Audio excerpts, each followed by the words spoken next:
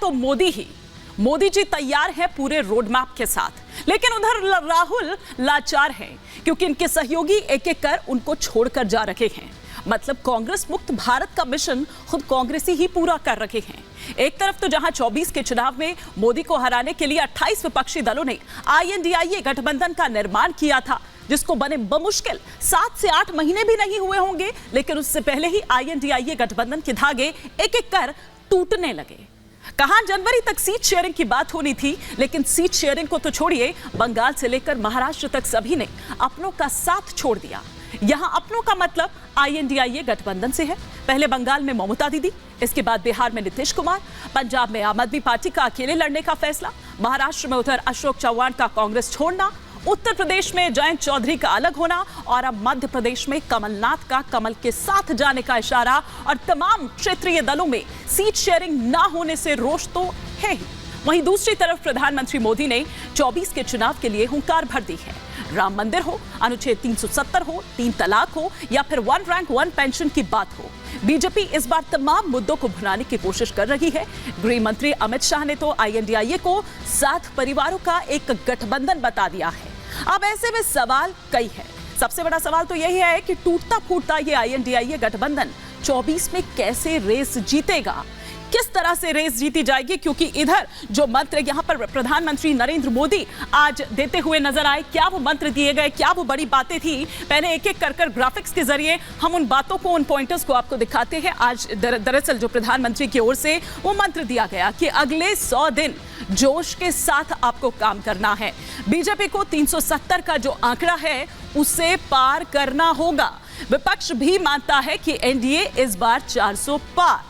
तो ये बात और साथ ही साथ विपक्ष पर मोदी ने जमकर निशाना भी साधा। अपना नहीं, गरीबों के लिए उन्होंने घर बनाए और ये भी कहा कि मैं तो देश के लिए जागता हूं, देश के लिए जूझता हूं। मेरा अपना कोई परिवार नहीं, बल्कि ये मेरा परिवार है, ये परिवारवासी है। 10 साल में जो साहसिक फैसले लिए गए उन्हें गिनवाते हुए नजर आए।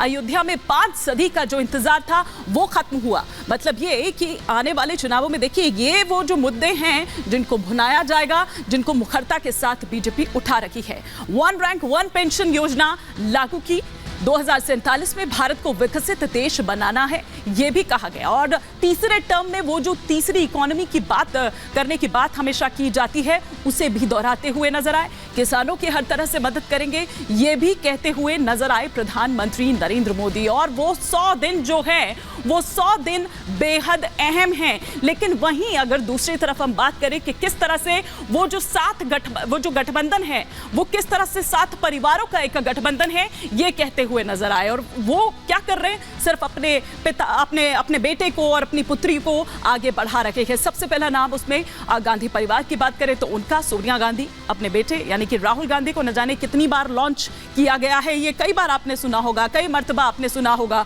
उधर शरद पवार की अगर बात करें तो सुप्रिया सुले अपनी बेटी को आगे बढ़ाते हुए वो नजर आते हैं। वहीं कुछ और तस्वीरें अगर हम आपको दिखाएं कि कर ममता बनर्जी जो कि अपने भतीजे अभिषेक बनर्जी को आगे बढ़ाती हुई नजर आती हैं। वहीं अगर हम बात करें MK स्टालिन की तो वो उदयनिधि स्टालिन को आगे बढ़ाते हुए नजर आते हैं। लालू प्रसाद यादव तेजस्वी यादव को आगे बढ़ाते हुए नजर आते हैं। उद्धव ठाकरे आदित्य ठाकरे को आगे बढ़ाते हुए नजर आते हैं। मुलायम सिंह यादव अखिलेश यादव को CM उन्होंने बनाया। तो ये दरअसल परिवारवाद पर किस तरह से चोट करते हुए, ना केवल इतना बल्कि उस भ्रष्टाचार के एक्शन पर जिस पर विपक्ष लगातार सवाल उठाता है, वो हमारा किस तरह से हथियार है, ये भी कहते हुए नजर आए प्रधानमंत्री नरेंद्र मोदी।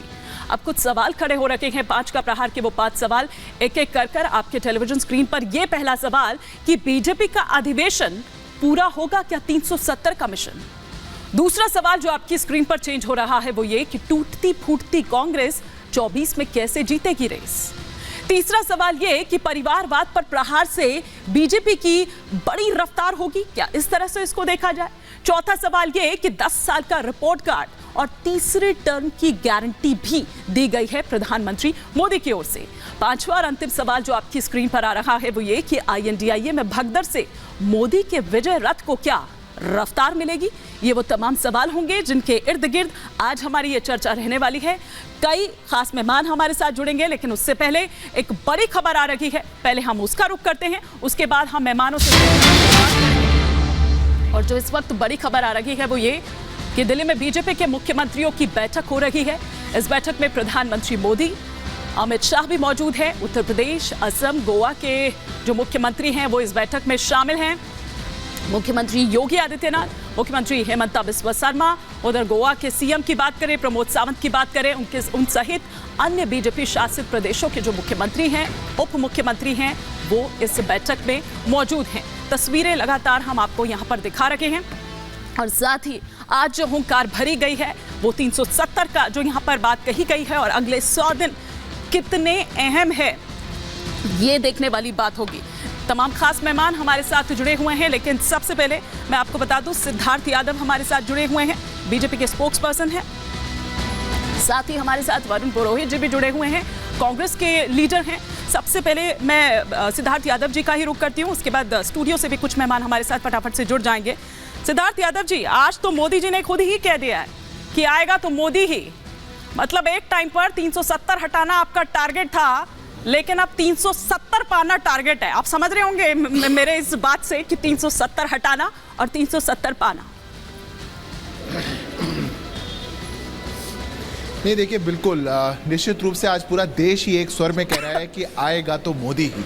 पूरा देश एक स्वर में कह रहा है कि अब फिर से तीसरी बार मोदी सरकार, और उसका कारण है, ऐसे ही नहीं हो पाया कि देश में हमारे इतने लोकप्रिय यशस्वी प्रधानमंत्री आदरणीय नरेंद्र मोदी जी पर जो विश्वास देश जता रहा है वो बहुत कारणों के कारण है। और उसके मुख्य कारण यही है कि आज जो जो भारत स्वप्न देखता था, जिन जिन बातों को वो पूरा करने का सोचता था और जो जो वो दशकों से जिसके इंतजार में था, आज वो इन 10 साल के एक दशक में वो पूरा हो पाया है। जो भारत के सपने थे वो पूरे हो पाए हैं, वो हकीकत बन पाए हैं। और इसीलिए पूरा देश मिलकर के कह रहा है हम सपने नहीं, हम सपनों को बुनते हैं, इसलिए हम मोदी को चुनते हैं। ये पूरे देश का नारा है। आज प्रधानमंत्री जी ने बहुत स्पष्ट किया भारतीय जनता पार्टी के समस्त कार्यकर्ताओं को कि हम राजनीति के लिए नहीं, हम राष्ट्र नीति के लिए हैं।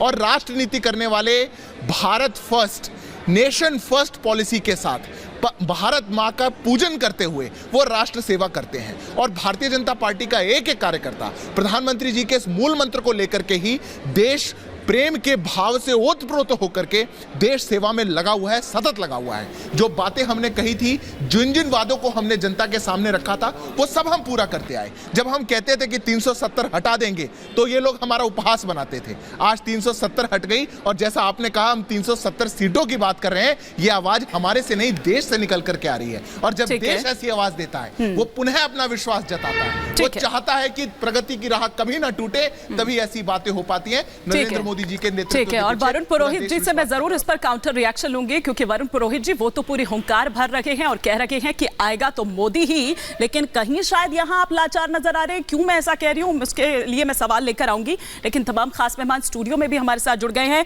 हमारे साथ रामकृपाल सिंह जी, वरिष्ठ पत्रकार, इस वक्त जुड़े हुए हैं। एक और वरिष्ठ पत्रकार प्रेम कुमार जी इस वक्त हमारे साथ जुड़े हुए हैं, और संजय मिश्रा जी हमारे साथ जुड़े हुए हैं आम आदमी पार्टी का पक्ष रखने के लिए। लेकिन वरुण पुरोहित जी, 10 साल में भी आएगा तो मोदी ही, इसका कोई माकूल जवाब आप ढूंढ नहीं पाए हैं, कोई ऑप्शन नहीं है आपके पास।